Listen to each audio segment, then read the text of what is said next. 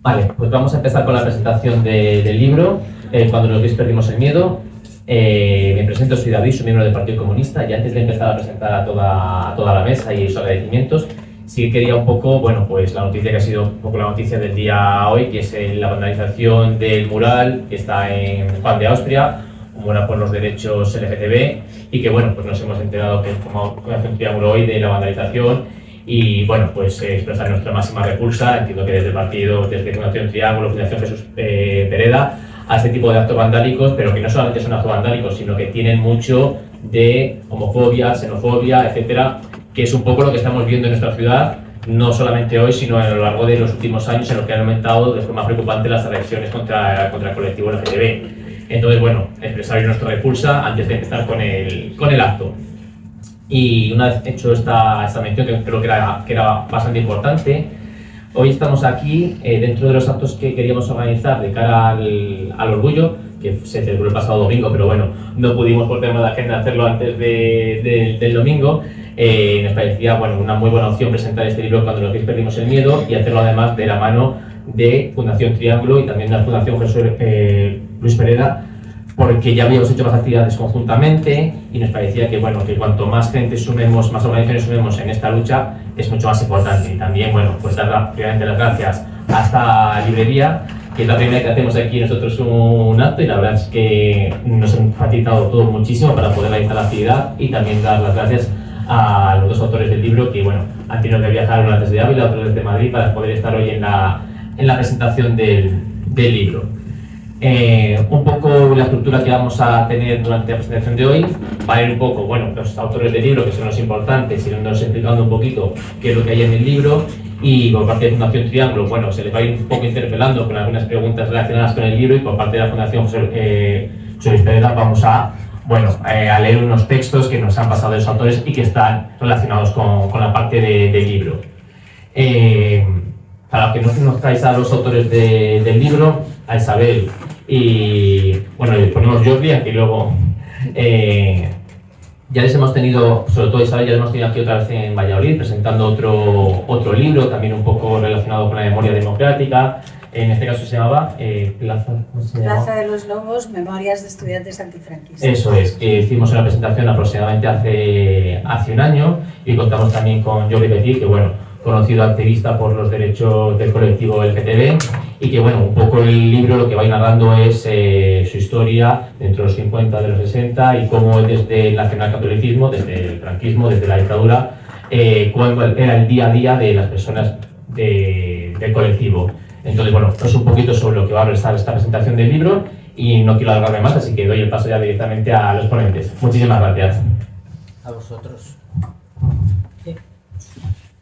Hola, muy buenas tardes. ¿Sí? ¿Se me oye bien? Sí, perfecto. Buenas tardes y gracias por haber venido, gracias a los organizadores y organizadoras y a la librería. Bien, este libro no es un libro, digamos, literario, en el sentido de que no está escrito.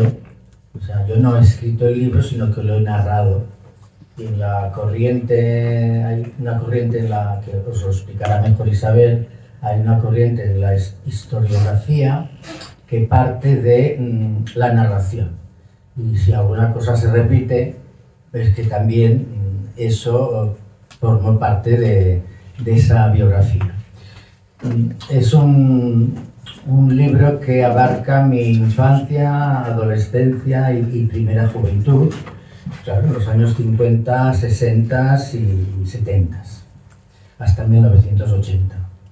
Y, por ejemplo, todo el mundo aquí tiene la llave del portal de la escalera de su casa. ¿Todos podéis entrar a vuestra...? Sí. Vale. Claro, esto en el libro no sale porque para mí, como niño, no me extrañaba que cuando llegábamos del cine con mi padre y mi madre, pues se llamara El Sereno, con palmadas. El Sereno, o sea, el servicio de serenos ya fue infiltrado y todo, absolutamente controlado por el franquismo, y era una forma de control, así como los porteros y porterías, antes de que hubiera el portero automático. Con esto quiero decir que hay que hacer una especie de salto a una España en blanco y negro, como el Nodo, y imaginar pues cosas tan simples como que bueno, pues no había neveras eléctricas y a mí me tocaba ir a la taberna a comprar hielo y arrastraba un trozo de hielo hasta casa y luego se ponía en una nevera y ese hielo duraba por un día y medio. Y mi madre lavaba en el lavadero. Por cierto, mi madre cantaba a las barricadas porque mi abuelo materno fue anarquista y pues ella cantaba a las barricadas. Y el día del funeral de mi madre yo le dije al cura, mi madre era creyente, pues le dije, mire, lo siento, pero va a sonar a las barricadas porque mi madre la cantaba. Y el cura dijo, sí, no hay problema. Pasó anécdota. Mi abuela, en aquella época, mi abuela materna, no hablaba de los informativos, hablaba del parte, porque era el parte de guerra. Pensad que el franquismo, o sea, el estado de guerra, aunque la guerra formalmente terminó en el 39, el estado de guerra se prolongó hasta el 48.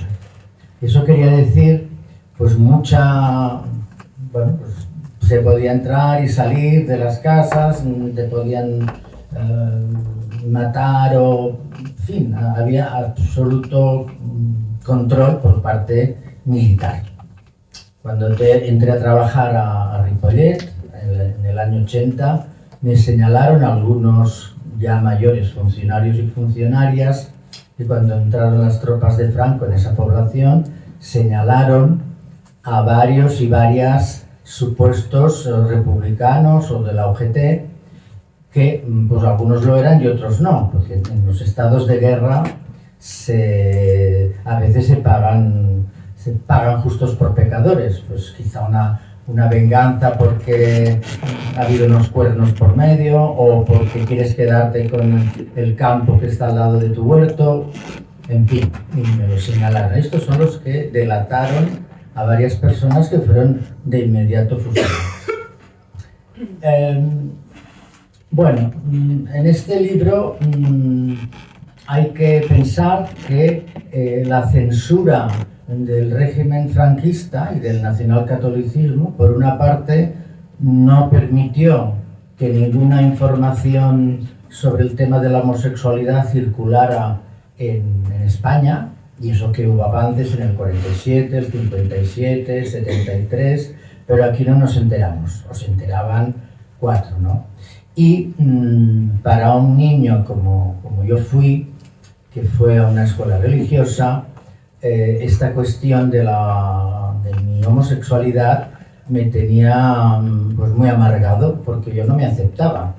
Es decir, yo quería ser normal, entre comillas, y bueno, pues me confesaba y me ponían unas penitencias larguísimas de rezar muchísimo y era como un pez que se muerde la cola. Me confesaba, volvía a hacer actos impuros, volvía a confesarme. Bueno. Jordi, ¿te parece que metamos aquí la primera lectura? Bien. Pues vamos a poner aquí la primera lectura. La primera comunión la tomé en la parroquia de mi barrio, que ahora, visto con el tiempo, tiene un nombre singular que a mí me recuerda a Tarantino. Diría que es algo gore, la parroquia de la preciosísima sangre de Jesucristo. Allí hice la preparación, acudí a catequesis.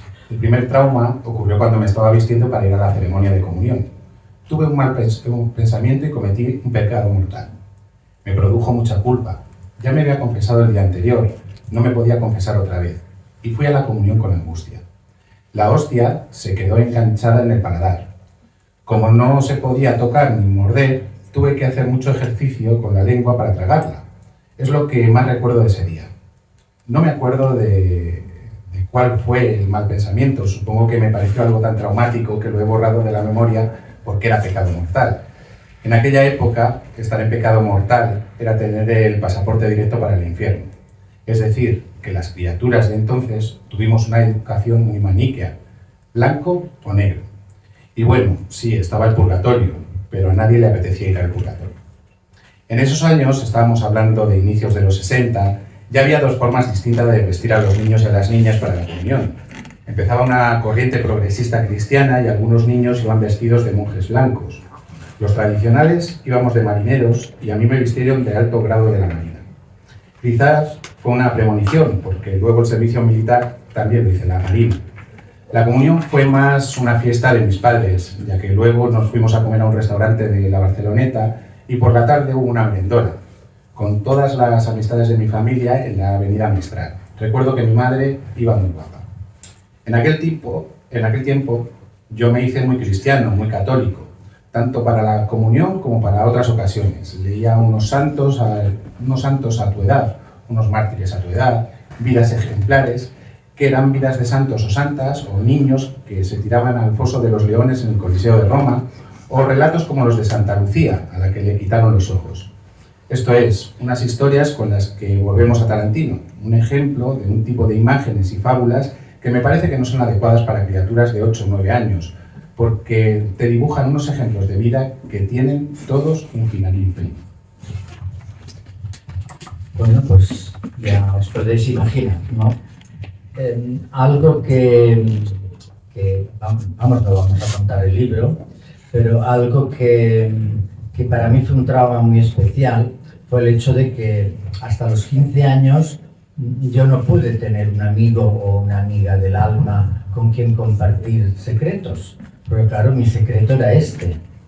Y entonces, en una finca en la que íbamos muy a menudo el fin de semana o hasta pasar las vacaciones, había un perrito que se llamaba Terrible y que era mi camarada. El perro venía a despertarme por la mañana, jugábamos, yo tiraba una rama y él venía con la rama. Y bueno, Isabel me preguntó si hablaba con el perro. Bueno, hablar no hablaba, pero... Es que yo hablaba con una piedra, que tiene más mérito casi que con un perro. Y bueno, pues hasta los 15 años no tuve amigos por esta especie de que no poder compartir un secreto. El perro, cuando yo tendría 12 o 13 años, una vez que fuimos, no estaba, y pregunté por él, pues había entrado en el gallinero, había hecho una escabechina y lo habían sacrificado. Y para mí es un trauma que quizás pueda parecer sin mucho peso, pero para mí era muy importante la compañía de aquel perrito. En aquellos años, cuando íbamos de visita a casas de mi familia o de amistades, yo me metía en la biblioteca y abría los diccionarios y buscaba la palabra homosexual. Y claro, a cual peor, ¿no? Todos los diccionarios ponían unas cosas terribles. Y es curioso, porque en el año 60 ya había 3 países donde la homosexualidad era legal, que eran Suiza, Suecia y Bélgica, que se anticiparon a la Sociedad Norteamericana de Psiquiatría, que dejó de considerar la homosexualidad en el 73, y a la OMS, que lo hizo en el 90, pero lo hizo en el 90 cuando habían caído, la OMS es la Asamblea de Ministros de Sanidad, entonces habían caído las dictaduras de América Latina y los regímenes estalinistas del Este, entonces los nuevos ministros de Sanidad pues votaron a favor, el de aquí también siempre lo hizo, y ya dejamos de ser enfermos, ¿no? Pero ya hacía mucho tiempo que este era un objetivo importante en la lucha que empecé después de aceptarme, ¿no? Este libro también tiene una lectura heterosexual. ¿Por qué? Porque yo había cosas que veía a mi alrededor que sucedían y no las entendía. Y entonces lo preguntaba a mis padres y me decían, bueno, ya te lo explicaré. Y bueno, pues un día sí, mi padre me sentó en la mesa y me contó los secretos de familia y lo que no eran secretos de familia, y quedé bastante impactado por las consecuencias que la represión sexual en general y la ética y los valores del catolicismo pues habían impregnado a todas las personas. O sea, no había derecho de aborto, no había derecho de divorcio, las mujeres tenían que pedir permiso al padre o al marido para sacarse el carnet de conducir, el pasaporte, etcétera, etcétera. En este periodo, hasta los 15 años, estuve en los Salesianos de Rocafort y apareció un grupo de monitores del Opus Dei que, bueno, tenían un discurso distinto de los curas habituales. Y pedí una parte con uno de los monitores y le expliqué: mira, yo estoy en un circuito, no sé qué hacer, no me acepto, pero luego peco. Y entonces, bueno, pues me dice: no, tú no hace falta que reces, tú lo que tienes que hacer es dominar tu voluntad, educar tu voluntad a través de la automortificación, que es infligirse dolor uno mismo. No explico cómo lo hice, está en el libro, pero realmente, tanto entonces como ahora, y a mí me gustaría saber los colegios religiosos concertados, yo no sé si esto sucede todavía. A mí, pues estuve 2 meses automortificándome y no hubo manera de arreglarme. Así que a los 16, 15, 16, pues me explicaron el estudio, el informe de Alfred Kinsey, que es un informe que trastornó toda la ideología judeocristiana sobre la sexualidad humana, que hay una serie de porcentajes que van desde la heterosexualidad absoluta a la homosexualidad absoluta, y en medio hay pues unos grados de personas más o menos bisexuales según las encuestas. Se han repetido esas encuestas y siempre aparecen unos porcentajes parecidos. Claro, esto, bueno, me cambió la vida, me abrió los ojos, y entonces mi reacción fue, bueno, si antes yo me defendía del bullying en la escuela estudiando como un desesperado, porque me tiraban trozos de tiza, bolitas de papel, o me encontraba maricón escrito en el pupitre, pues yo estudiaba como un desesperado y normalmente era el primero o el segundo de la clase, siempre, porque las notas que daban, pues te daban la nota de cada asignatura y luego el puesto que estabas en la clase. Tuve una educación francamente de loros, pero aún me acuerdo. Por ejemplo, en historia, siglo I, Jesucristo centro historia en tiempos de Roma Gloria. Siglo II, era mártir de ermitaños, bajo imperio crecen daños. Siglo III, ya más tranquilos cristianos, antoninos más humanos. Bueno, y también usábamos los acrósticos, es decir, las provincias romanas en Hispania eran Lu, Beta, Carga, Timbal, Lu, Lusitania, Be, Bética, Car, Cartaginense, etc. Así estudiábamos. Y nos ponían de pie alrededor del aula y te venía el profesor y te decía: aquella desgraciada que engañó a César. Y tú, si no decías Cleopatra, ibas al último de la fila. Y lo peor es que te ponían un 0 cuadrado, no un 0. Allá en la pizarra un 0 cuadrado. Y cuando venían las vacaciones, pues, estas vacaciones, ¿qué vais a hacer? Y todos de pie y a coro. DDT, que no era el insecticida, era deporte, devoción y trabajo. Como podéis imaginar, este era el ámbito en el que me movía, y los programas de televisión que me comía. Siempre alegres para hacer felices a los demás. Y bien, y también el miedo a que cuando ya empezaron los actos impuros alguien se pudiese enterar, tenía una especie de complejo de persecución o de que nadie se enterara. Bueno, no trascendió nada. Bien, aquí podría explicar más cosas, pero bueno, a los 16 años, pues claro, me doy cuenta, leyendo sobre todo el origen de la familia, y la propiedad privada y el Estado. Y el Estado de Engels, bueno, para mí fue un libro muy importante, aparte de otros como pues, los principios fundamentales del marxismo de Marta Harnecker.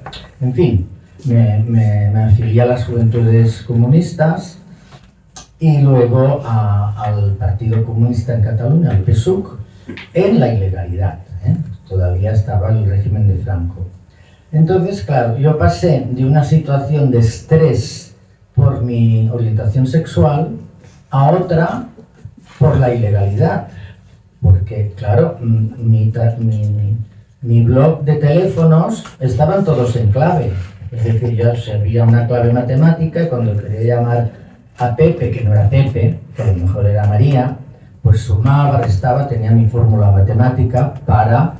Y así con muchas cosas. O si quedábamos a las 6 en Plaza Universidad, es que a las 8 era en la Plaza Cataluña, para manifestaciones de aquellas relámpago, cuando la guerra del Vietnam y el golpe de Estado de Pinochet.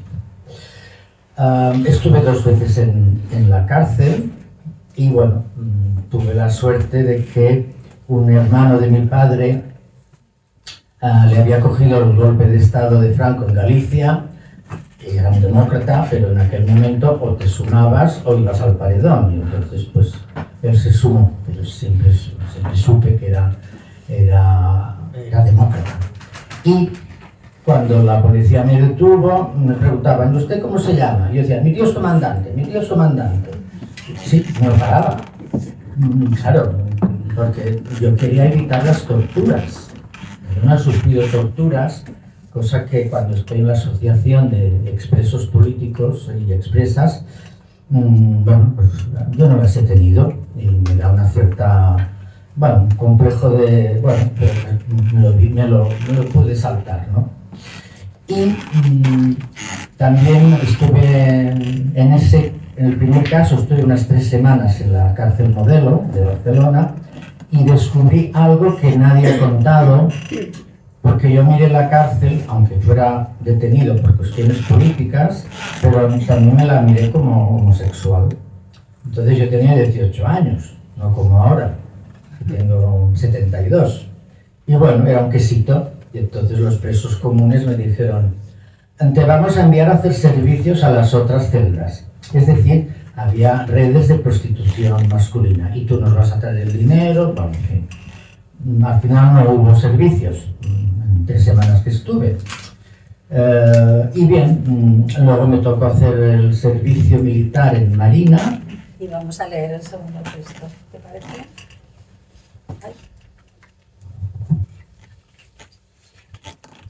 Llegó un momento en el que varios puntos rojos, como se nos llamaba en aquel momento a los que teníamos antecedentes políticos, alquilamos un piso cerca de la cárcel. Éramos soldados de varios destinos. Pese a que no nos contábamos mucho, congeniábamos. Nos fuimos conociendo en varios sitios y decidimos alquilar un piso juntos. Cada uno tenía su habitación y por las tardes teníamos nuestro mundo propio. Yo cocinaba, en fin, era una cosa agradable. No sé si entre nosotros había algún infiltrado del Servicio de Inteligencia Militar, del SIM, no lo sé. En todo caso, pasó que ya cerca de licenciarme, en abril del 77, al mediodía mi comandante, que tomaba vermú y se ponía muy contento, me dijo, Jordi, mucho cuidado, Jordi, mucho cuidado. Aquello me inquietó. Por la tarde, al piso llegó un amigo de un amigo de un amigo con un montón de panfletos de la Unión Democrática de Marineros. Y yo le pedí que me los diera porque ya sabía lo que había que hacer con ellos. Los quemé, estrujamos las cenizas y al váter. Allí no quedó nada. No habíamos tenido ningún contacto con la tal Unión de Marineros, así que yo creo que aquello fue hecho expresamente para que los panfletos estuvieran en casa al próximo día. A la mañana siguiente, la Policía Naval vino a arrestarme, a mí y a otros de diferentes destinos. Nos llevaron al piso y lo registraron, pero en el piso no había nada. Incluso registraron la basura. Seguramente, todo esto estaba relacionado con la legalización del Partido Comunista de España y el hecho de que fuera el ministro de Marina, Pita de Abeiga, el pacto con Suárez supongo que excluía al Partido Comunista, pero Suárez, en un sábado santo, legalizó el Partido Comunista de España. Y fue poco después de ese sábado cuando nos fueron a buscar. Como había uno al que le gustaba construir radios y tenía cables eléctricos, nos preguntaban si era para hacer una bomba. Yo tenía mis poemas y cuestionaban si eran mensajes cifrados. Tuvimos un interrogatorio de Aquí te espero, nos interrogó el que fue capitán general del Ferrol cuando hubo aquella huelga en la que mataron a 2 trabajadores de los astilleros. Una persona extremadamente fascista. ¿Qué ponen esos poemas? Al tratarse de un verso suelto yo le decía, no, esto no es ningún mensaje secreto. Además estaban mis cassettes, porque entonces había cassette, no existían todavía los CDs. En todos pone revisado, así que tuvieron que escuchar a María del Mar Bonet, a Pink Floyd, a Mina y a un montón de cantantes de los que yo tenía el cassette. Cuando me interrogaron, como en la basura habían encontrado papeles con números, sumas y restas porque hacíamos cuentas de los gastos para dividirlos entre todos, me preguntaban, ¿esto qué es? ¿Son mensajes cifrados? Yo negaba con firmeza. Bueno, ellos hacían su trabajo y buscaban pruebas de lo que no había, pues nos portábamos como angelitos, no habíamos hecho nada. Estuve 5 días en una celda de experimentos absoluto. No sé si cómo no me volví loco, porque primero, que estábamos ya en plena transición, y segundo, que no sabías lo que pasaba, ni de qué te acusaban, ni de lo que no te acusaban. Y tercero, que no veías a nadie. Para distraerme hacía dibujitos en el cristal de una ventana, aprovechando el vaho. Tenía que ponerme encima de la cama. Es que no había más que un camastro y un váter. Te daban la comida por abajo. Fueron 5 días muy duros, muy especiales. Después ya salí al régimen común de la cárcel, donde la mayoría de los presos comunes. También había algunos presos políticos, con los que hubo un distinto grado de relación amistosa. Bien, tuve pues una mili que duró 20 meses, porque ya casi iba a licenciarme con los 18 de Marina y 2 más preso. A ver, también hay cosas que cuento que son simpáticas. Yo soy muy forofo de las plantas y las flores, y dentro de la cárcel había un jardín y me destinaron al jardín de la cárcel. Y bueno, yo conocía todas las plantas que había, menos unas de un rincón que eran como unas cañas con unas hojas palmeadas, y el jardinero que estaba ya allá me dijo, eso es menta. Y yo ya conocía la menta, ¿no? Aquello no era menta, tenía un olor un poco ácido. Y un día le dije, mira, menta no es, ¿esto qué es? Me dijo, es marihuana. Digo, ¿cómo has entrado la marihuana en la cárcel? Dice, gracias a los catalanes, porque mi novia me hace bocadillos de pan con tomate, quita las pepitas y me pone las semillas. Claro, dices, de la necesidad virtud. Es decir, revisan las cartas, revisan los bocadillos, que no exista un cuchillo o una lima, lo que fuera, pero claro, las pepitas del tomate, no le dan, en fin, pues ahí tenía una plantación notable. Bien, cuando salí de la cárcel volví a Barcelona. He de decir también que aquello de a falta de pan buenas son tortas, pues sucede. Es decir, cuando hay hombres o mujeres concentrados en sitios como militares, conventos, monasterios, cárceles, bueno, pues tuve una muy agradable relación de 2 meses con otro preso, y cuando nos dieron el indulto, él también es de Barcelona, me dijo, Jordi, yo vuelvo con mi novia. Y yo pues dijo, bueno, pues muy bien. Y no lo volví a ver desde el 77 hasta hace 1 año y medio. Y cuando, en la asociación. En la asociación de expresos. Y cuando Isabel me dijo que vendría tal y Pascual, bueno, a mí me dio un soponcio y dije, bueno, a esta reunión no voy, tengo que tramitarlo, ¿no? Y bueno, pues ya nos vimos y ningún problema, ¿no? Bueno, yo soy una persona depresiva y muy sensible, y entonces estas cosas las tienes que asumir sin prisas. En el movimiento, en el Front de Alliberament Gai de Cataluña, empezamos una lucha, aunque en el fondo era para decir e insistir en que no somos enfermos, eso era lo fundamental. Estábamos contra la ley de peligrosidad social, que además implicaba que los detenidos iban a parar a 2 cárceles. A la de Badajoz, los supuestos activos y a la de Huelva los supuestos pasivos, como si las cosas fueran blanco y negro, en fin. Y luego había una colonia penitenciaria en Fuerteventura que me impactó mucho, porque no era una cárcel con muros, era un bloque de cemento en medio de la nada, y ahí llevaban presos políticos comunes y homosexuales sin, allá picaban piedra, y si te querías escapar, pues tenías el desierto, la nada. Y sobre esta cárcel, la cárcel de Tefía, ha sido reconocida como centro de memoria. Se hizo una serie en televisión un poco aliterada, es decir, no exacta, pero desde luego aquello debió ser muy fuerte, ¿no? Porque en el imaginario tenemos las cárceles son con muros, pues no, allá el muro era la nada. Hay cosas simpáticas de la transición en Barcelona si la comparamos con la transición en Madrid. Yo diría que la transición en Barcelona fue muy transgresora, y si hay un elemento, un personaje que la defina, es el personaje de Ocaña. Supongo que lo conoceréis. Ocaña era libertataria, porque cuando se hicieron las correcciones del libro, corrigieron y pusieron libertaria. No, es libertataria. Él se hacía llamar que era libertataria. Y yo, como estaba en el PSUC y estaba en el Front de Alliberament, pues me decía que yo era la jefa de la sección femenina de los gays, porque yo era más estricto, por decirlo de alguna manera. Pero bueno, tuve una buena relación con él. Y en aquellos tiempos había mucha necesidad de conocer cosas que no se sabían porque no se habían explicado. Ya con anterioridad, en un guateque de adolescentes de 12 o 13 años, de repente una chica que llevaba pantalones blancos se le enrojecieron de sangre. Bueno, a aquella chica no le habían explicado, y los demás tampoco sabíamos que existía el periodo. O sea, y claro, a ella le dio, imaginaros, un susto terrible, se fue corriendo. Había algunas chicas que se daban cuenta que yo lo que hacía era de jockey, porque así no tenían que sacar a bailar a nadie.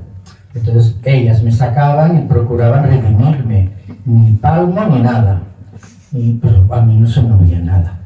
En fin, yo agradezco la buena intención, pero las cosas no puedes apretar un botón, como sucedió en la transición. A algunos amigos progresistas de diversas formaciones políticas, sobre todo trotskistas, me decían: Jordi, tienes que ayudarme a ser bisexual, que es lo más guay.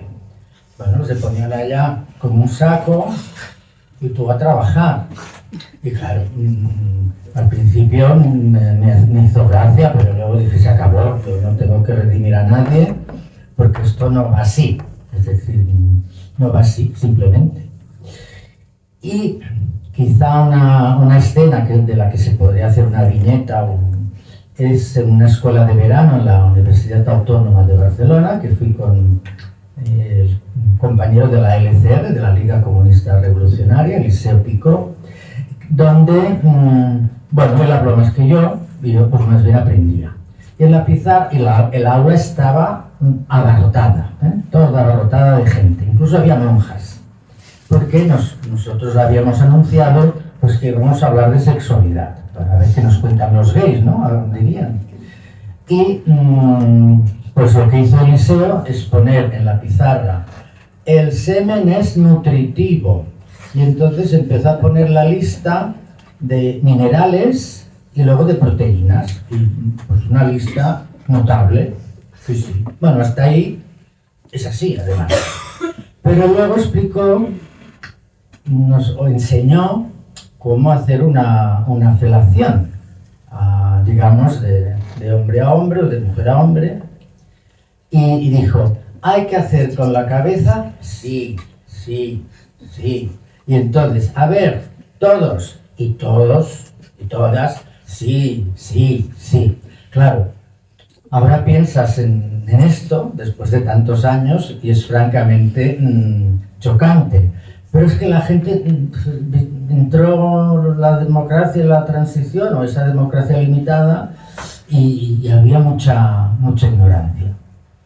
En el Front d'Alliberament de Cataluña, pues, estuve muy activo, y para terminar, porque luego pues Isabel explicará más cosas, tuve la responsabilidad de organizar la fiesta del tercer aniversario del FAC, que fue en diciembre del 78. Vamos a leer el último texto.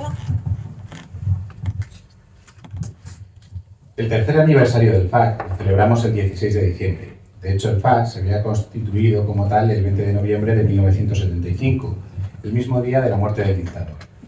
En el año 78, para celebrar el tercer aniversario, organizamos una gran fiesta en el Palau d'Esports de Barcelona. La solicitud del permiso para realizar la fiesta hubo de presentarla en el Gobierno Civil, que entonces estaba en la avenida Marqués de Argentera. Firmaron la estancia varios partidos políticos, que ya eran legales, tanto parlamentarios como el PSC y el PSUV, como no parlamentarios, la Liga Comunista y el Movimiento Comunista. A pesar de las elecciones del 15 de junio de 1977, siguió existiendo la censura durante varios años. Además de la instancia, había que presentar también en el Gobierno Civil fotocopias de las letras de las canciones que iba a interpretar cada grupo cantante. Por lo tanto, tuve que llevar las letras de canciones de todos los cantantes. Toti Soler, Ovidi Montllor, Quintín Cabrera, Julia León, Sisa, Oriol Tranvía y la orquesta de la Salseta del Pau de Sec, que, como era habitual, ya tenían preparadas para la ocasión. En el Gobierno Civil me las sellaron todas y el festival fue un éxito tremendo. El programa era estupendo y el cartel también era muy bueno. En los preparativos nos ayudó mucho Ventura Pons, el director de cine. Por ejemplo, nos remitió a un almacén de decorados del liceo, donde elegimos una especie de tela no muy visible en la que había unas grandes mariposas que parecía que flotaban en el aire.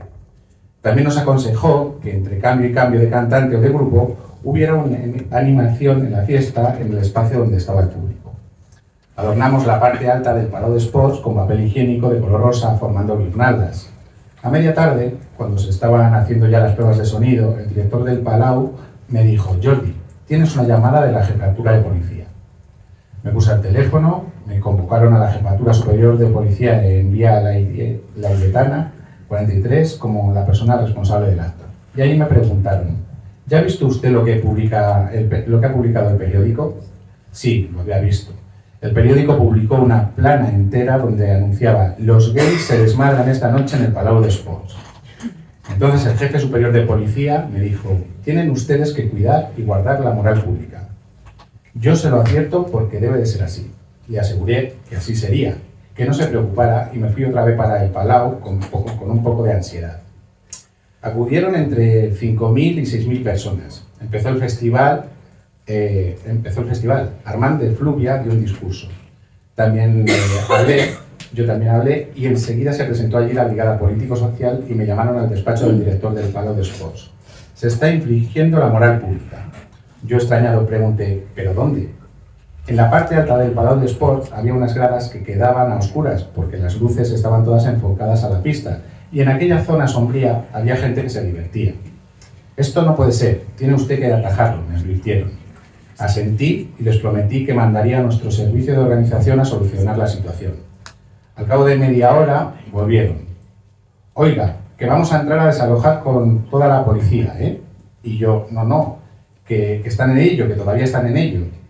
Con todo esto, yo tenía muchas ganas de que terminara el festival porque aquello era una tensión tremenda. Es que además, si realmente la policía hubiera entrado en el Palau d'Esports a desalojar, allí se había armado la marimorena. Esta historia no es muy conocida, ni por los asistentes, ni por parte de los organizadores. Lo viví yo únicamente, ya que el servicio de organización lo que estaba haciendo era bailar, tal cual, y me parece natural. Y bueno, si alguno estaba en las zonas de misterio, pues es que éramos adultos y además estaba oscuro. También teníamos puesto en las zonas de gradas, donde hay un pasillo circular antes de entrar a los palcos, varios tenderetes de las organizaciones territoriales del FAC. El más concurrido fue el de la Cruz Rosa. Había allí varios compañeros disfrazados de enfermeras con una cruz de color rosa en la cofia. Sobre todo recuerdo a Patrici Periñalver. Se recogía dinero, se vendían pegatinas y otras cosas. Fue algo simpático. El grupo de teatro Els Comedians estuvo actuando cada vez que en el escenario acababa un cantante. Terminaba el cantante o el grupo y los comediantes salían con cabezudos y gigantes y animaban la fiesta. Y claro, así la fiesta no se interrumpía en ningún momento. El que salió con los nervios a flor de piel fui yo, que me tocó aguantar a la policía secreta y que no paraba de insistir. Evidentemente, no subía a las gradas de arriba, pero ya me imagino lo que estaría pasando. El público fue una gran mezcla de gays y de progresía, es decir, gente que venía de partidos políticos, de sindicatos o de su entorno y muchísima gente gay que se apuntó a la fiesta. Al día siguiente, las críticas de la prensa fueron fantásticas. Pues sí, porque además se había hecho otro festival de rock no sé dónde, que fue un desastre. Y bueno, de esas críticas me llamaron del Ayuntamiento de Barcelona y empecé a trabajar en gestión cultural en la Fiesta Mayor de Barcelona. Claro, a mí todo esto, cada vez que presentamos el libro, pues para mí pasa como una película, ¿no? De personas que luego pues se marcharon cuando el SIDA nos las quitó, pero yo no llego el libro termina en el 80. Y añadir que hicimos hubo una escisión en el FAC, se marcharon el colectivo de lesbianas, y con toda la razón, porque bueno, un movimiento que no tenía recorrido previo, como si lo hubo en Alemania, pues entre hombres y mujeres pues había machismo y ellas nos decían, es que lo decidís todos vosotros, y hay una fiesta, vosotros ponéis los rápidos, los lentos, no queremos hacer fiestas con vosotros. Y así, pues bueno, cogieron y se marcharon. Y luego pues hubo un ala libertaria, más radical, de estos que quieren hacer la revolución para mañana, y que por tanto las batallas parciales, las victorias parciales no les interesaban. Bien, en el año 78, el gobernador civil nos prohibió la manifestación.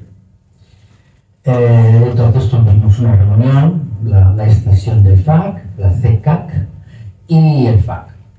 Y dijimos, bueno, ¿qué hacemos? Y lo que hicimos fue, nosotros propusimos como FAC hacer un encierro conjunto en la Catedral de Barcelona para llamar la atención y salir en los medios, que nos apoyaron siempre mucho. Pero ellos dijeron, no, hay que asaltar los juzgados. Y claro, nosotros dijimos, bueno, es que asaltar los juzgados, eso va a durar 10 minutos. Es decir, no. Entonces, como ellos dijeron, pues si no queréis ocupar los juzgados, pues nada. Y ellos pues siguieron, bueno, no hicieron nada por esta prohibición. Y entonces la gente del FAC lo que hicimos es un encierro en una parroquia de la Barceloneta, con huelga de hambre y recogida de firmas. Y bueno, por ahí pasó pues la dirigente feminista y lesbiana Ampar Pineda, que para mí fue un respiro, porque vino a comunicarnos que la coordinadora feminista nos respaldaba, luego vino mucha gente a firmar, y bueno, fueron unos días en que el único miedo que teníamos es si se presentaría Fuerza Nueva o algún grupo de extrema derecha de aquella época, pero no vinieron. En la imagen, aquí estamos reunidos un poco. A mí me veis con más pelo y una pegatina con un triángulo. Luego está Pere Comas, que es abogado, que junto a una abogada que no estaba, que era Marta Oranic, estaban litigando por la legalización del FAC, que se consiguió el 16 de julio del 80. En blanco está Armand de Fluvià, que fue el fundador del movimiento inicial, y a su lado está Ampar Pineda. Y en el extremo está Josep Palau, si no me equivoco, que fue secretario general de la Unión de Juventudes Comunistas de España. Y hicimos una rueda de prensa en Madrid, pues porque presentamos un contencioso administrativo. Bien, el libro termina con la legalización del FAC y con unas ganas por parte de todo el mundo de vivir lo que no se había podido vivir antes. Es verdad que gays y lesbianas estuvimos muy separados. casi no hay denuncias de mujeres lesbianas porque eran más invisibles, que dos mujeres vivieran juntas pues no pasaba nada, pero que dos hombres vivieran juntos con 40 años, pues los denunciaba la familia, el portero, y les aplicaban la ley de peligrosidad social. Es curioso, y no lo cuento en el libro, a ver si en la próxima edición, que ahora ya estamos en la tercera edición. Es curioso que en Madrid, al lado de la Dirección General de Seguridad, que ahora es donde está la Ayuso, a 50 metros había un cine que se llamaba Carretas. Bueno, aquello era Babilonia. Es decir, yo el día que fui, digo, debe ser la media parte, porque había un movimiento de gente por arriba, para abajo. No era la media parte. Es que allá, bueno, pues la gente se divertía mucho. Y incluso entre la pared y la última fila de asientos le llamaban el pasaje del amor, porque, en fin, de amor nada, era un sexo. Porque claro, era como medusas por un lado y por el otro, y difícilmente llegabas al final del pasadizo. Y es curioso, ¿no? Como a 50 metros de la DGS, yo creo que la policía lo debía saber, pero bueno, nunca pasó nada en ese cine. No hubo redadas, no pasó nada. Y bien, podría seguir explicando más detalles, pero yo creo que ya me he pasado bastante. Pues muchas gracias.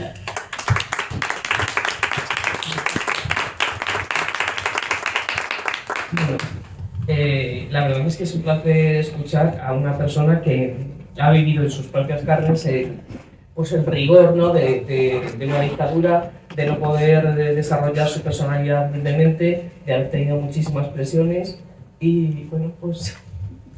Ya, no sé nada.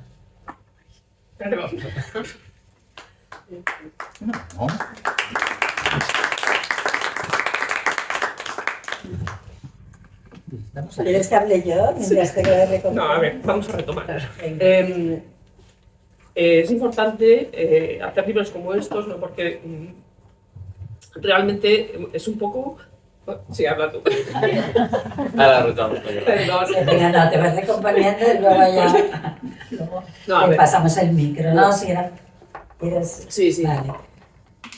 Ahora vamos a hablar un poco, no ya tan sentimentalmente, sino un poco cómo os habéis planteado lo que es este libro, ¿no? O sea, quiero decir que es muy importante que las vivencias de las personas estén plasmadas en un libro como este, porque bueno, pues las palabras se las lleva el viento, ¿no?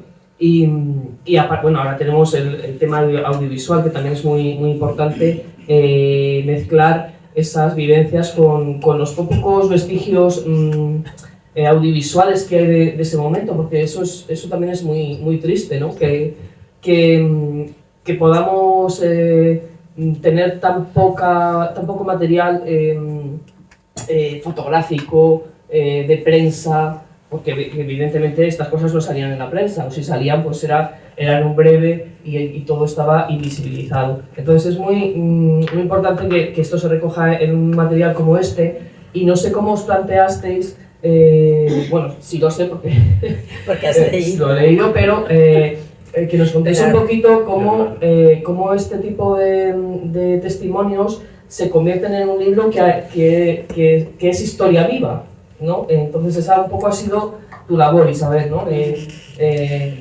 Recoger esto y transformarlo de manera que lo que nos está contando de viva voz Jordi, pues cualquier persona que tenga acceso al libro pueda escucharle mientras lee, ¿no? Sí. Bueno, pues muy buena pregunta, porque además enlaza un poco yo con lo que os quiero explicar contestándole a ella, que es por qué la Asociación Catalana de Personas Expresas Políticas del Franquismo se embarca en un proyecto como este, en la biografía de Jordi Petit.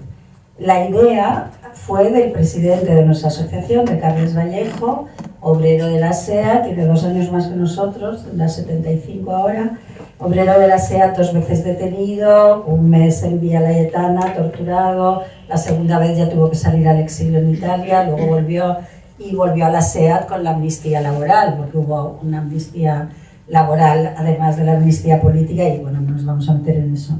Entonces, él, en el epílogo, que es precioso, explica muy bien por qué nuestra asociación ha decidido hacer esto. Y no me resisto, es només un parrafito para Carles Vallejo, presidente de nuestra asociación. La obra que os presentamos completa memorias democráticas que en los tiempos de la transición no fuimos capaces de asumir en su totalidad, de integrarlas en un relato histórico del antifascismo apuntalado desde la cultura hegemónica de aquella época patriarcal, machista y excluyente.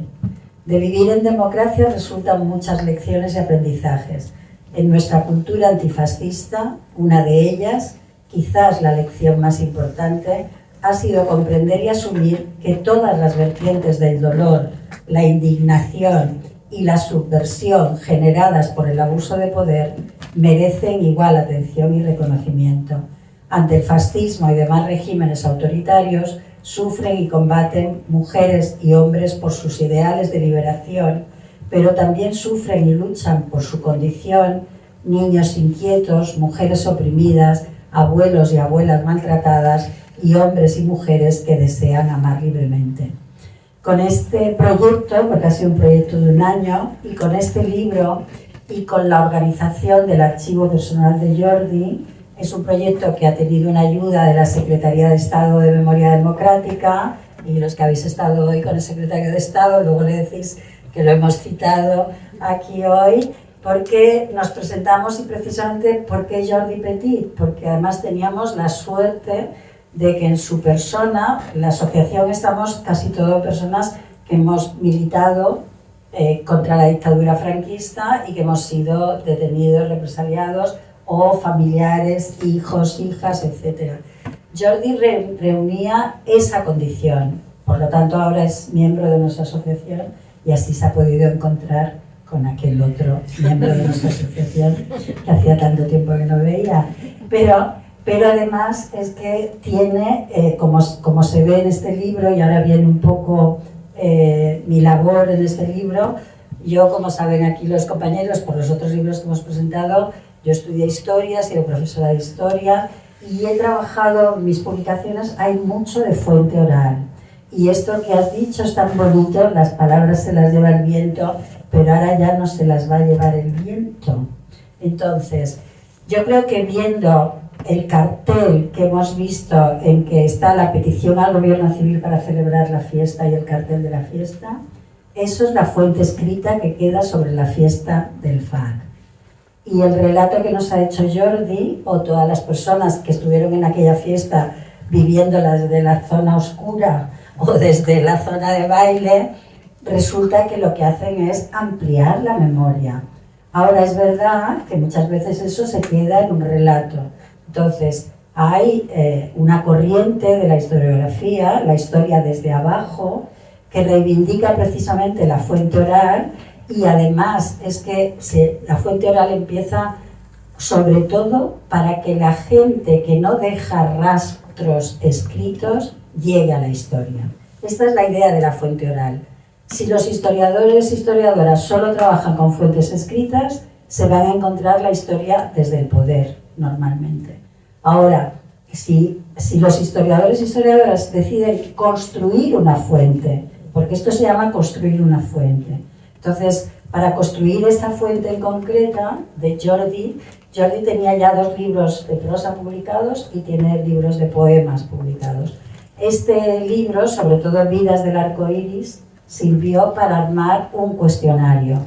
Pero la parte de la historia oral, lo que nos dice es que habla, y yo fue lo que vi clarísimo desde el primer momento, habla de las historias de vida.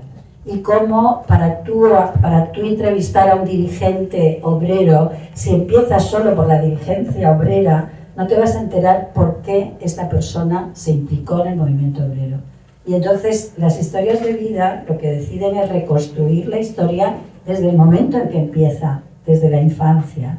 Y entonces lo que este libro aporta es esa infancia vivida en el franquismo, en el nacionalcatolicismo, porque lo que sale en este libro sobre todo es esta característica de la dictadura, no solo una dictadura política, como la de Mussolini, la de Hitler, y racista y todo lo que le queramos poner, sino una dictadura en que los mandatos de la Iglesia Católica, que tanto ayudó al golpe de Estado y al mantenimiento del régimen, yo a mis alumnos les decía, si no hubiera sido por el Vaticano y Estados Unidos, yo que nací en el 53, a lo mejor hubiera vivido en democracia prácticamente toda mi vida. Fue el Vaticano y los Estados Unidos los que permitieron que yo, hasta que tuve 22 años, no viera morir al dictador, o sea, porque... Bueno, no me quiero enrollar con esto, ¿no? Pero entonces, este libro lo que aporta es, con esa metodología de las fuentes orales de la historia de vida, es que tú lo has explicado también, que ya no merece, es que escuchemos la voz de Jordi,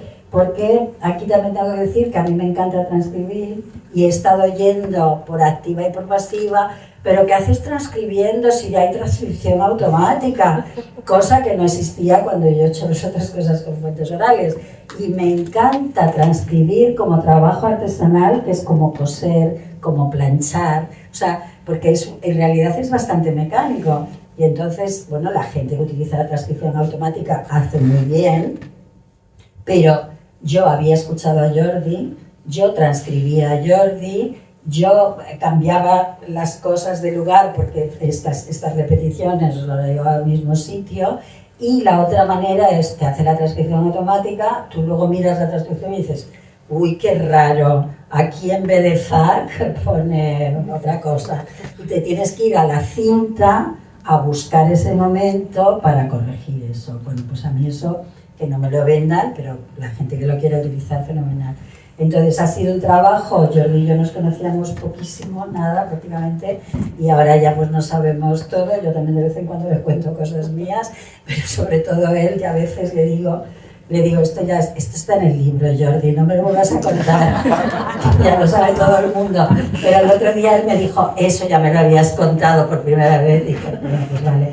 Entonces nos hemos conocido mucho, y yo creo que sí que, como has dicho y como habéis señalado y como se ha visto por las lecturas, este libro aporta una infancia con un deseo. Además, Jordi, como le dicen otros compañeros, que fuiste muy precoz, porque aquí está el secreto de cómo él se enrolla para tener amiguitos que jueguen al rollo con él, ¿no? Ya de muy pequeño.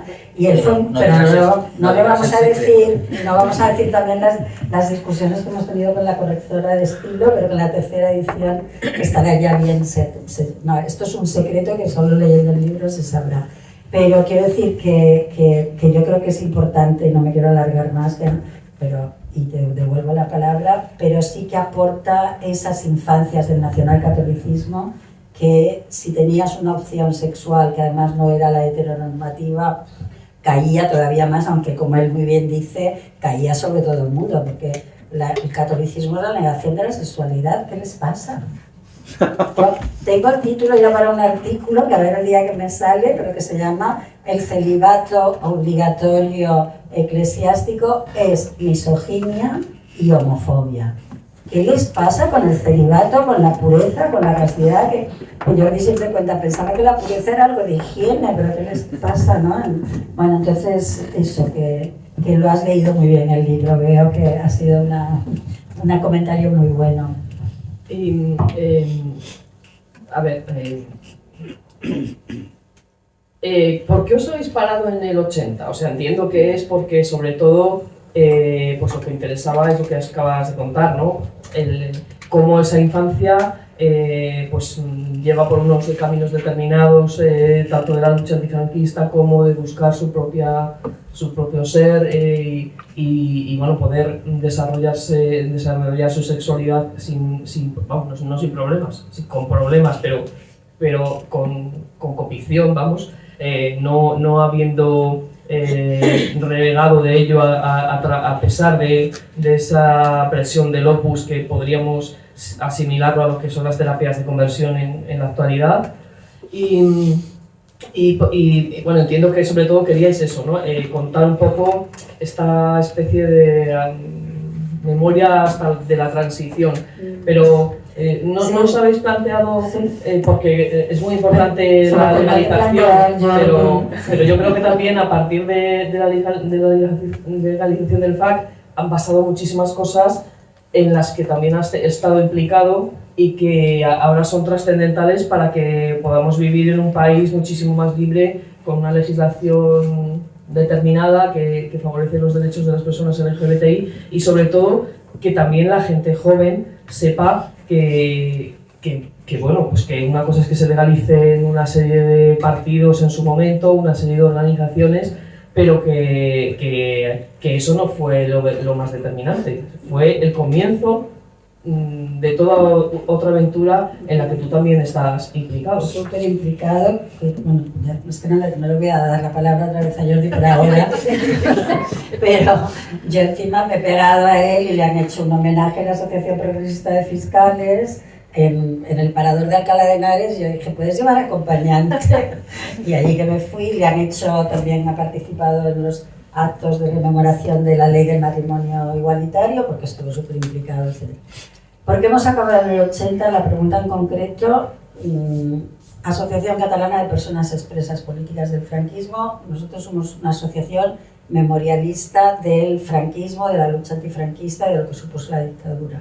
El proyecto se llamaba Cuando salimos libres. Luego el título del libro ha sido Cuando los gays perdimos el miedo, que a lo mejor funciona mejor como título. ¿Y por qué Cuando salimos libres? Porque en el 78, y aquí está muy bien explicado en el libro cómo se lleva la lucha por sacar la homosexualidad de la ley de peligrosidad social, y es una lucha que combina, y esto Jordi lo explica muy bien, combina el asociacionismo, la lucha en la calle y la incidencia política con determinados diputados que eran favorables a estos y que desde dentro del Congreso les ayudaron. Y ahí están sus nombres, que también eso es hacer memoria, qué diputados nos han ayudado a cambiar determinadas leyes, ¿no? Y luego en el 80 la legalización del FAG. Entonces, la legalización del Front de Alliberament Gay de Cataluña. Casi todas las asociaciones, nosotros ahora cumplimos 50 años, la Asociación Catalana de Personas Expresas Políticas del Franquismo, pero no fuimos legalizados tampoco hasta el 80. Amical de Mauthausen no fue legalizada hasta el 80. O sea, que eso demuestra también lo que fue nuestra transición, que había que explicarles, es que las asociaciones hay que legalizarlas, ¿no?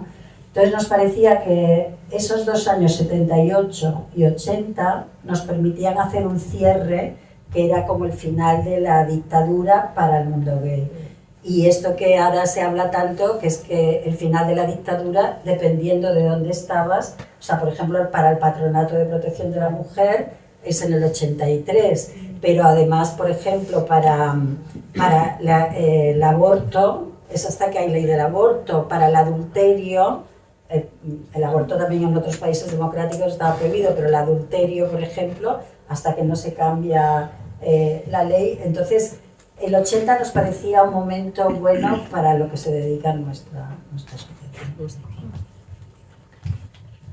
Y bueno, yo solo ahora voy a hacer una pregunta polémica, porque bueno, tú, Jordi, nos has dicho que efectivamente militabas en el PSUC, ¿es, no? Sí, Partido Socialista Unificado de Cataluña. Y en tus primeros momentos en el Partido Comunista. Bueno, era lo mismo. Era lo mismo, vale. Sí, sí. Y claro, yo he oído a lo largo de toda mi vida que el PC no era precisamente uno de los partidos más favorables a la legalización, a la despenalización de la homosexualidad, y que de hecho, bueno, pues tampoco es que estuviera muy bien visto ser gay dentro del Partido Comunista. Entonces, Cataluña sé que es un espacio, digamos, de desarrollo político muy diferente al del resto del Estado, pero ¿qué me puedes decir sobre esto? Incluso tú, que eres representante aquí del PP, que no tienes, que evidentemente no tienes edad para recordarlo, pero quiero decir que es un tema polémico que yo creo que también tiene que redimirse un poco la historia con lo que fue el Partido Comunista, su legalización y bueno, pues luego toda la transformación que ha habido a lo largo de los años con Izquierda Unida, etcétera, etcétera. Bien, los militantes exiliados, lamentablemente, no se enteraron del mayo del 68. porque esa fue un momento de transformación de gran parte de la izquierda, no se enteraron. Y es cierto que arrastraban pues los prejuicios estalinistas. Es decir, cuando se constituye la Unión Soviética en el año 17, hasta el 34, la enciclopedia soviética, en la palabra homosexual, pues ponía una descripción estupenda, como ahora. Muy bien. Pero cuando sube Stalin al poder, pues restringe el aborto y a los homosexuales que habían salido, digamos, a la luz del armario, digamos, pues los envió a los gulags. Es decir, el stalinismo dio un giro que impregnó a los militantes de izquierdas en general. A mí me contaba una veterana activista comunista, Teresa Pamies, que al principio recibían desde la Unión Soviética unos cuadernillos sobre sexualidad.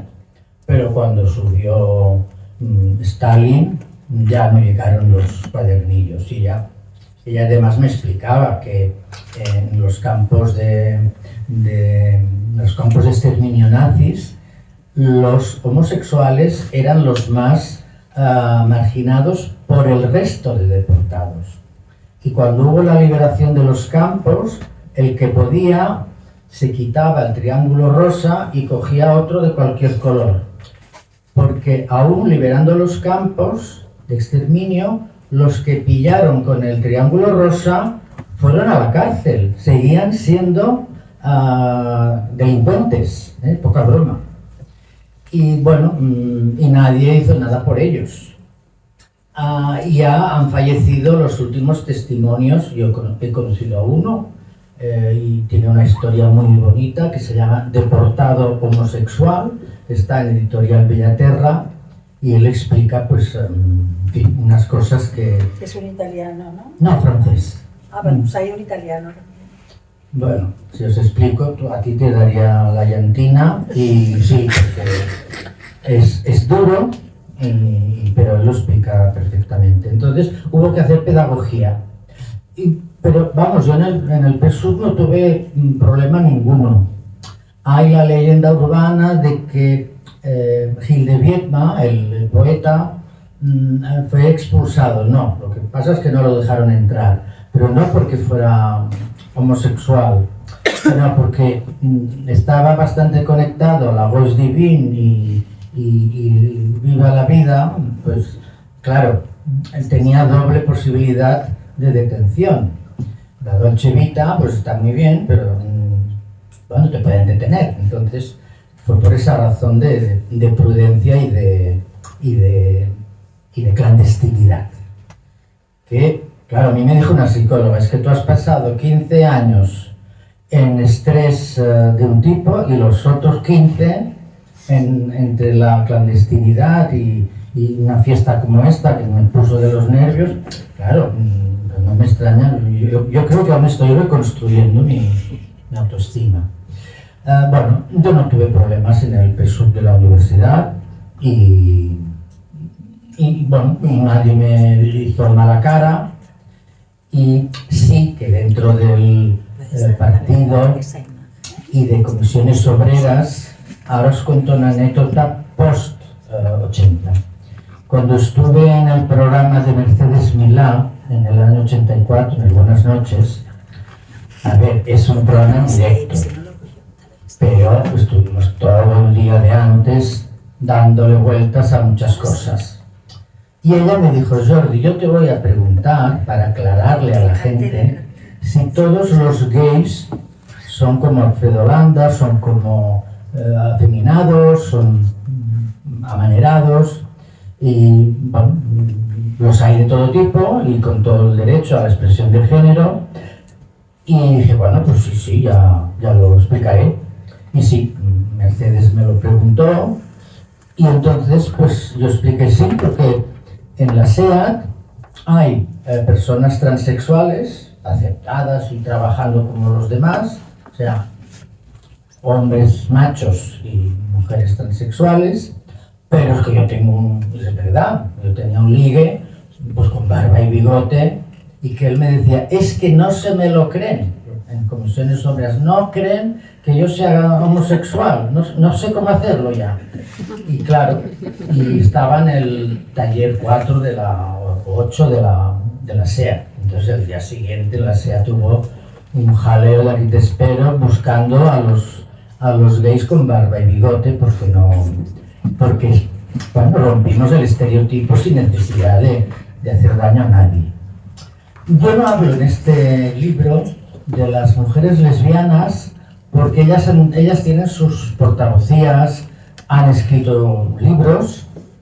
Hay uno muy bonito que se llama Detrás de las persianas, que es un cómic de Isabel Frank, y ellas tienen que explicar. Sí que es verdad que en el lenguaje de las minorías, pues bueno, entre ellas se llamaban libreras. Y en Barcelona había unos baños solo de mujeres, los baños orientales. Y bueno, aquello era... y nadie se daba cuenta.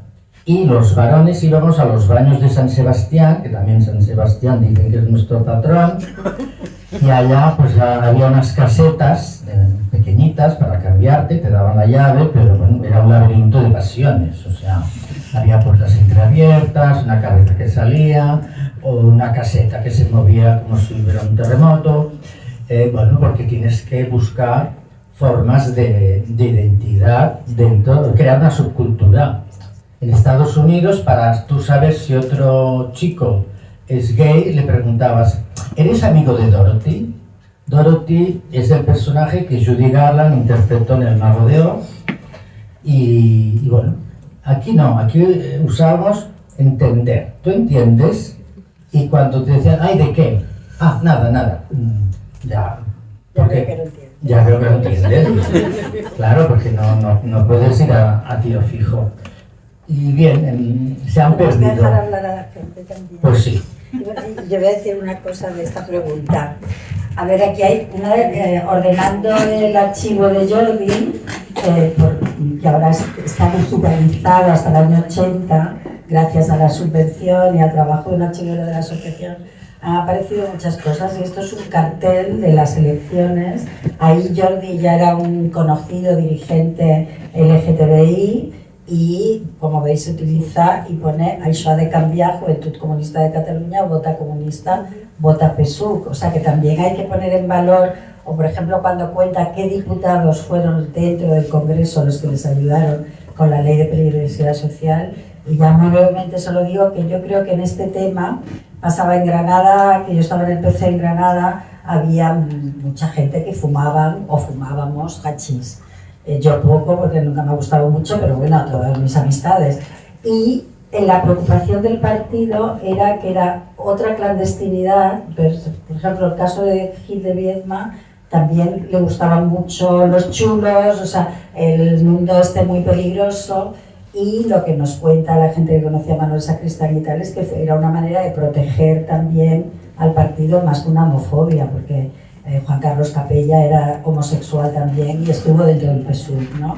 O sea que, pero bueno, es importante que se hable de esto, pero también poner en valor este cartel que eligieron a Jordi como una de las imágenes.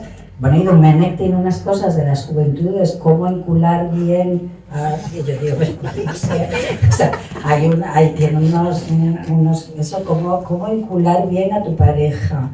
Bueno, no sé, me parece que eran muy avanzados también, pero quizás también en Cataluña, y hay que ver las dos cosas. ¿Sí? Y, no sé, pues quizás... no sé si queréis que abramos un turno de intervenciones, pues si queréis, bueno, un aplauso primero.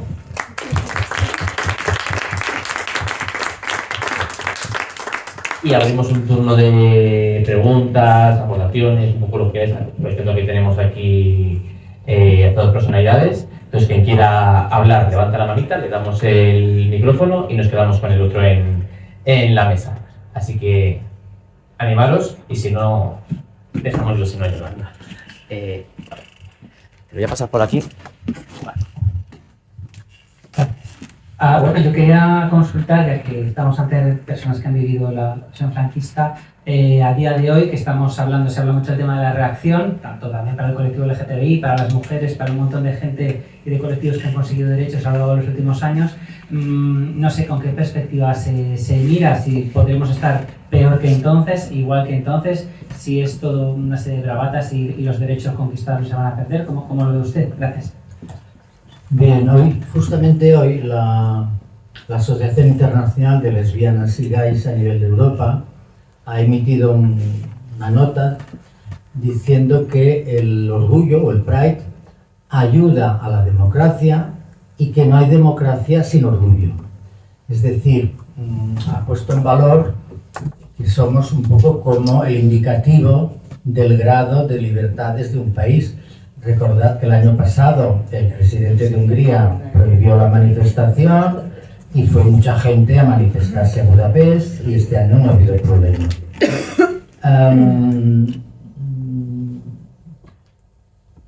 Yo estoy preocupado, simplemente. ¿Por qué? Porque hay una serie de factores, que sería un análisis muy largo, ¿no? Pero yo creo que Internet ha contribuido a aculturizar a la gente.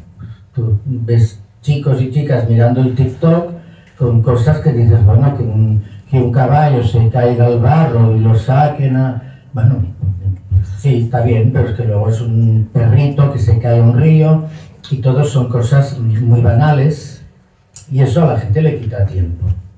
No hay demasiados programas que apoyen o desarrollen el pensamiento crítico.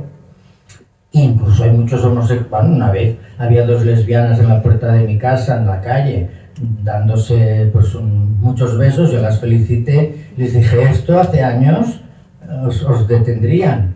Y dijeron, ¿cómo? Digo, sí, que había la ley de peligrosidad. Pues no tenían ni idea, no sabían que hubo esta ley. Aunque a las lesbianas les tocó menos, o sea, hay muy pocos expedientes a lesbianas. Pero bueno, por la invisibilidad. Es decir, en una fiesta mayor de un pueblo ves 2 señoras bailando y no pasa nada, pero nunca verás a 2 señores bailando. Es ese machismo y claro, Ampar Pineda dice, bueno, los hombres seréis más perseguidos, seréis más visibles, en cambio es otra represión el sentirte invisible, transparente, no existes. Y sobre ti pues recaen una serie de deberes. Y bueno, las lesbianas han tenido sus más y sus menos con el feminismo. Y ya no hablemos del tema transexual, que también tiene sus dificultades respecto de algún sector minoritario del feminismo. Estoy preocupado. Yo creo que hemos de estar preocupadas todas para no dejar que esto vaya para atrás. Y lo que convenga, pues habrá que salir cuando toque y llenar las calles. Ampar Pineda, hablando de invisibilidad, contaba siempre que cuando ella salió por primera vez, las primeras lesbianas que salieron en un dominical del país fueron Ampar Pineda y su novia en aquel momento, Cristina. Y entonces, bueno, pues salieron en el país dominical y la madre de Ampar Pineda se encuentra allí en Bilbao con una señora en el autobús. ¿Eso te suena? Y entonces le dice, ay, oye, que he visto a tu hija en la prensa y tal, y la madre así un poco preocupada, y termina la conversación y le dice, ¿y tiene novio? O sea, no sé, o sea, no podía asimilar o no se había enterado de eso. A ver, yo creo que respecto a tu pregunta, hay que decirle a todo el mundo que nada que ver. Un acto como este sería imposible en dictadura. El otro día vinieron un padre y una madre a la presentación en Mataró y nos contaban que su hijo, que es gay, está en el instituto, que sufre mucho bullying, y entonces que el hijo se lo ha contado a su padre y a su madre. El padre y la madre han ido al instituto a hablar con el profesor y la profesora y con el tutor. Y todo esto era imposible. Jordi, con los últimos que sale del armario, es con su padre y su madre. A la vez que sale, lo cuenta, están como en el final, en un programa de televisión que se grabó antes y les fue a decir, voy a salir, y entonces lo tienen que saber. Entonces yo creo que hay que decir, porque es que si no, con lo de con Franco no estaba tan mal, o sea, nada que ver. Lo cual no quiere decir que, puesto que todavía tenemos mucho camino para tener cada día más derechos, no nos preocupe la posibilidad de involución. O sea, y entonces es verdad que, bueno, sabiendo un poco de historias, que podemos ir atrás y podemos ir tan atrás que volvamos a lo mismo, y ya estamos viendo los movimientos de las religiones evangélicas en Estados Unidos, por ejemplo.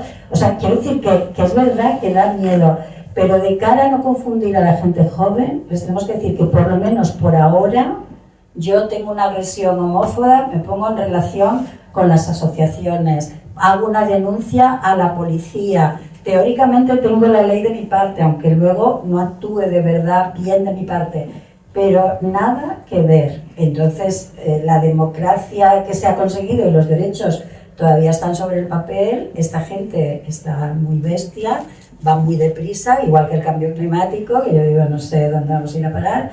Entonces tenemos que estar preocupados, pero también decirle a la gente joven, sobre todo, que nada que ver, que con Franco no se vivía ni mejor ni igual, o sea, que era miedo, persecución, o sea, culpa, sensación de culpa, secreto, o sea, es que nada que ver. Entonces, bueno, es una pregunta muy interesante y nos tenemos que preocupar, pero tenemos que transmitir que no tiene nada que ver esta infancia con lo que puede haber ahora, que tenemos mucho que avanzar, ¿eh?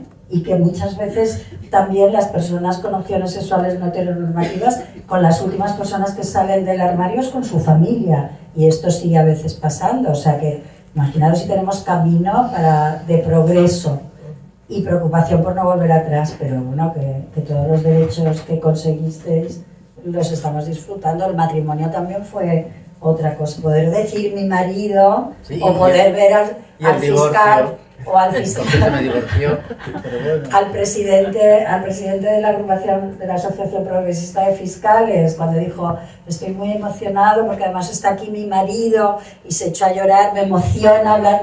Bueno, no sé, es que dices, oye, es que esto es visibilidad y está muy bien, lo cual no quiere decir que no nos preocupemos. ¿Alguna otra pregunta? Bueno, yo voy a hacer una que un poco ligado a la noticia que ha aparecido, yo creo que ha sido la semana pasada, ¿no?, de la detención de varias personas en Palencia, en Venta de Baños, que han hecho las agresiones. Yo creo que fueron hace 4, 5, 6 meses. Bueno, conocíamos varias de ellas por camaradas del partido. O sea, en el que ha habido agresiones bastante duras sobre personas del colectivo. Cuando las estaba un poco contando la historia, es decir, no he notado como ese miedo realmente durante la dictadura, pues bueno, a poder ser agredido por ser homosexual. ¿Cómo lo veías eso? Porque realmente me parecía que como tenías un poco más miedo a la parte política, ¿no?, que no a tanto a la parte por ser homosexual. Entonces, dime un poco cómo estamos en la actualidad, porque esto ha sido hace 6 meses, un poco cómo lo viviste. A ver, cuando estás en un régimen donde la ley te persigue, ya entre gays, ya sabíamos las maneras de encontrarnos y de comunicarnos de la forma más discreta posible. Y, por ejemplo, pues si tú ibas a mirar escaparates, y un escaparate que hacía esquina, y en el otro lado del cristal había otra persona que te miraba, y tú mirabas, y te miraba, y tú mirabas, pues al final le preguntabas, ¿entiendes? Y entonces si te decía que sí, pues una copa. Quiero decir que no es lo mismo, o sea, yo no tuve el miedo a la ley, quizá porque, bueno, ya tuve una mili horrible y 2 meses de cárcel, y volví aprendido. Yo aprendí muchísimo en el PSUC y las Juventudes Comunistas, y cuando entré en el PSUC, en el FAC, pues yo tenía experiencia de organizar, y en fin, para mí no era difícil. Si volviese la prohibición, volveríamos a inventar formas de relación clandestina. Las hubo, y si fuera así, volverían a salir. Otra cosa es que no dejaremos que pase. No dejaremos que pase, pero sí. Bueno, pero un día hablando con un ruso, me dijo, mira, de repente en Moscú se cerraron todos los lugares de encuentro gay, del día a la noche. Y yo dije, ¿y hubo alguna reacción? Ninguna. ¿Por qué? Porque el régimen de Putin es terrible. Entonces, pues la gente tenía ya mucho miedo. Claro, depende del margen de libertades que tengas, porque en Estados Unidos sí que Trump va haciendo de las suyas, pero hay respuesta en la calle, ¿no? Bueno, si aquí hubiese una involución, veríamos cómo la afrontamos, pero no hemos de permitir que pase, y por eso es importante hablar a los más jóvenes y recordar a todos y a todas, pues que venimos de una historia, además. Mira, yo me pongo nervioso con el 2 de mayo. A ver, el 2 de mayo estaba Pepe Botella, o sea, José I Bonaparte, que era abstemio, que lo llamaban Pepe Botella. En los 6 años que estuvo, disolvió el Tribunal de la Santa Inquisición, requisó los bienes de las órdenes militares y religiosas, despenalizó la sodomía y estableció la educación obligatoria de las niñas. Oye, yo ya compro.